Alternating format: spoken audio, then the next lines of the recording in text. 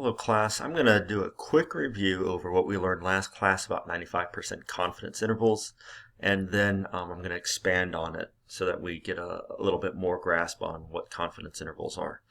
So last class we talked about 95% confidence intervals, right? And so continuing our example with the cat sleeping patterns, cat sleeping behaviors, and you might think that that is unimportant, but I mean, think about how important it is to know about human sleeping patterns. You know, it's actually really useful to us to know how much humans sleep on average, and actually the health of different associated with different types of sleeping patterns. So is it less healthy to sleep 5 hours a day than 9 hours a day, and so on. Anyways, so you'll recall from last class first that I mentioned that for the true sampling distribution, all right, and remember the sampling distribution is the distribution of all the averages from every single possible cat sample in this case, from every single cat sample of a given sample size. We'll say that sample size is 30. This would represent the average from every single one of those 30 cat samples. All right, so some of those samples, the cats would sleep an average of 16 hours a day. Sometimes they'd sleep an average of 20 hours a day. Sometimes they'd sleep an average of 15 hours a day right here, and so on.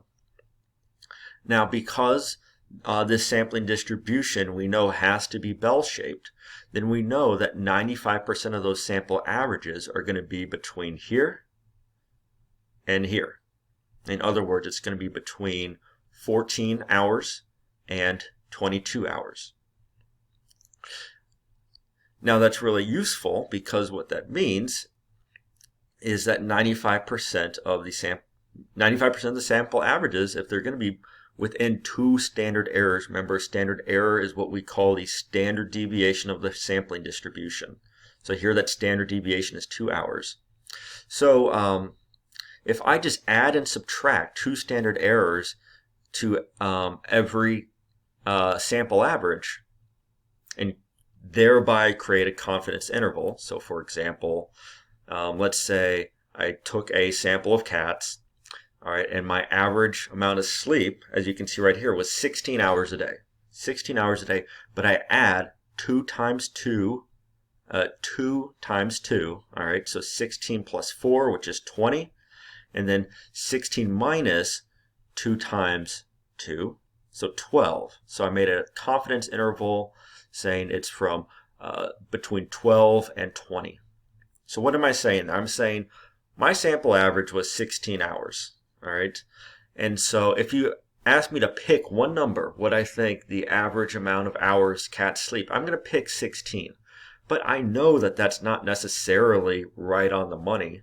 And in fact, it's not right here, because right here, the true answer is actually 18. Because remember that the average of the sampling distribution is going to be the exact same of the population as a whole. So just, I guess I'll bring that up again really quick. All right, so if this is our cat population as a whole, and it has an average of, we'll say 18, then the average of the sample averages in my sampling distribution will also be 18. Okay, so in other words, the true answer is 18. All right, that's the true average for the entire cat population. But I looked at a sample and I got 16. So my best guess here, if you ask me to pick one number, is going to be 16. But I know that that's not necessarily exactly the right answer. But if I go and make this confidence interval in this way, where I add and subtract 2 times the standard error, which is 2 in this case, and thereby create a confidence interval of 12 to 20, I'm 95% confident that that contains the true answer, 18. And 18 is between 12 and 20, so I would be correct there. If I make a confidence interval in this way, where I add and subtract 2 standard errors like this, 95% of the time, it's going to contain that true population average. All right, because 95% of the time my average is going to be within 2 standard errors, all right, between these 2 lines right here. Only rarely, less than 5% of the time, will I get an average like this. So here my average is 16, 14. So here I got an average of 13. And so if I were to make my confidence interval, it's going to be 9 to 17. 9 to 17. I'm 95% confident that the true average is between 9 and 17. Now here, I happen to be wrong. But constructing a confidence interval in this way will only be wrong 5% of the time. It'll be right 95% of the time, hence the name a 95% confidence interval.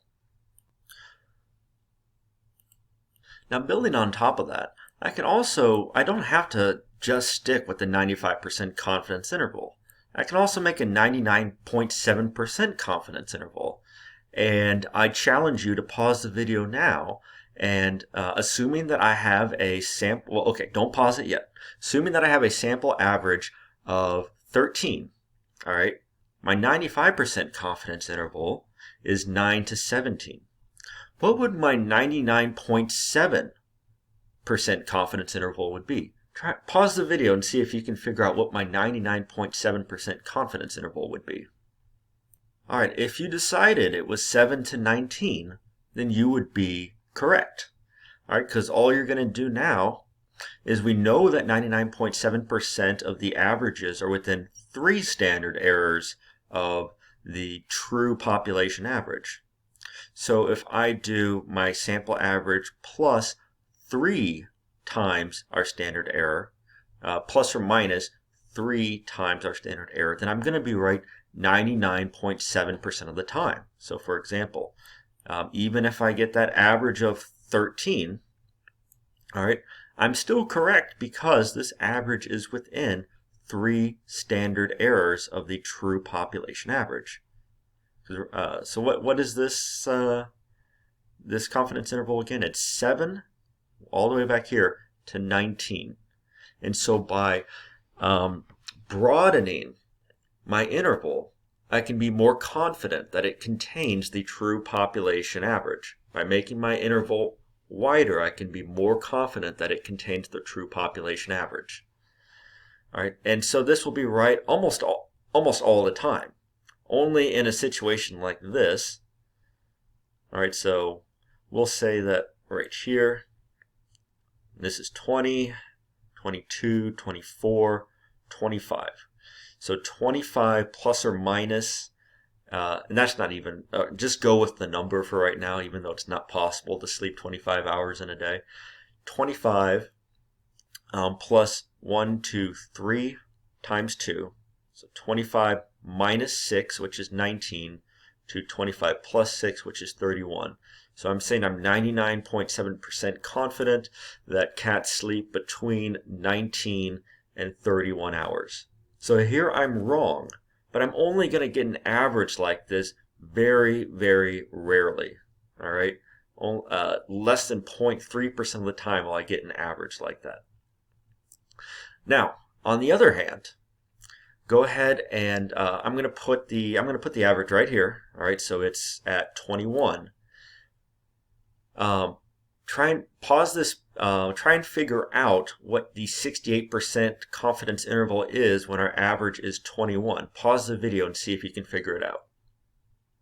All right, so our 68% confidence interval is going to be blanking right here. It's going to be 19. All right, so 21 minus 2, which is 19, to 21 plus 2, which is 23. So our 68% confidence interval is between 19 and 23. So in this case, our 68% confidence interval does not contain the true population average. Now, it will contain it 68% of the time, because 68% of the time, the average is going to be between 20 and 16. And so whenever that you get an average between 20 and 16, that confidence interval will contain the true population average. So like right here, my sample average isn't exactly correct, it's 17, but my 68% confidence interval is 15 to 19. which does contain the true answer of 18.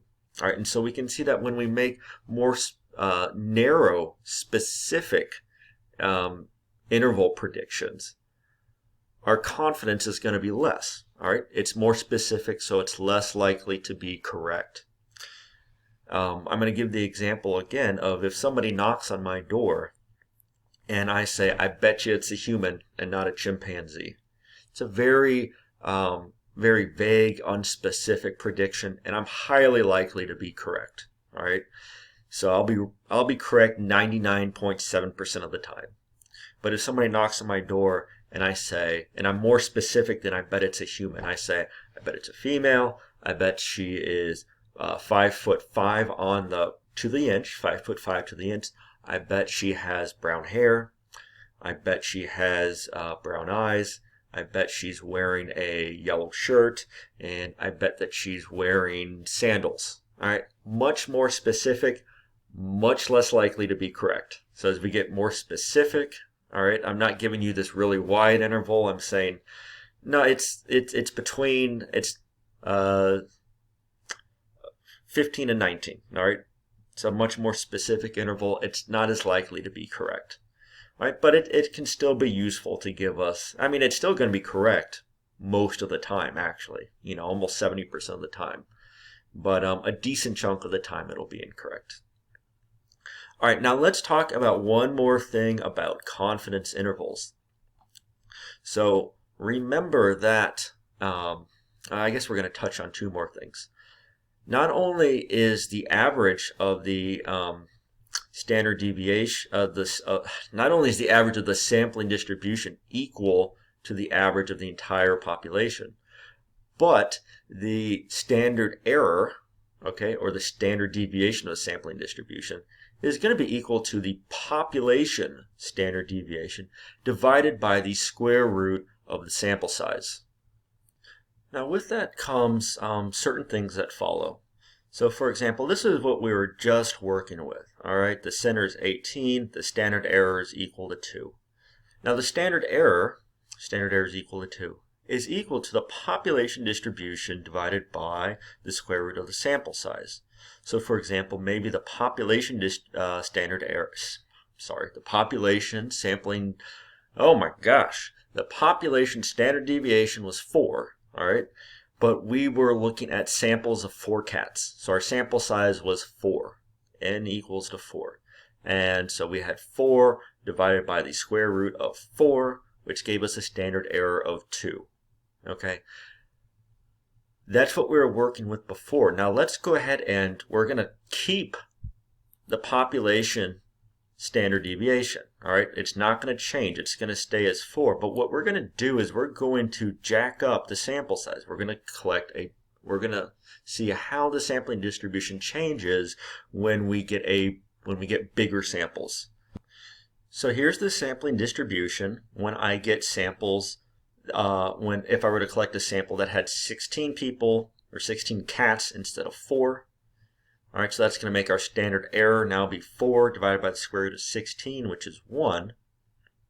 All right, and so we see that the standard error is now 1, whereas before it was 2. So that's why this sampling distribution is skinnier. And now notice that the 95% confidence interval, before the 95% confidence interval was between 14 and 22, but when I collect a bigger sample, my 95% confidence interval, because the standard error is now 1, is going to be between 16 and 20. Not 14 and 22, but between 16 and 20, because the standard error is now only 1. Okay, so in other words, when you collect bigger samples, you're going to have confidence intervals that are skinnier, more specific, which is what we'd expect. Right? If you get bigger samples and you have more information, then you have a better idea of what the true population average must be. All right, so for example, if I were to collect a sample that's pretty big, every single cat except 1, all right? So it's still a sample, it's not the whole population. But if I looked at every single cat but 1, then my confidence interval is going to be tiny because I pretty much know exactly what the average for the whole population is since I looked at the whole population but 1.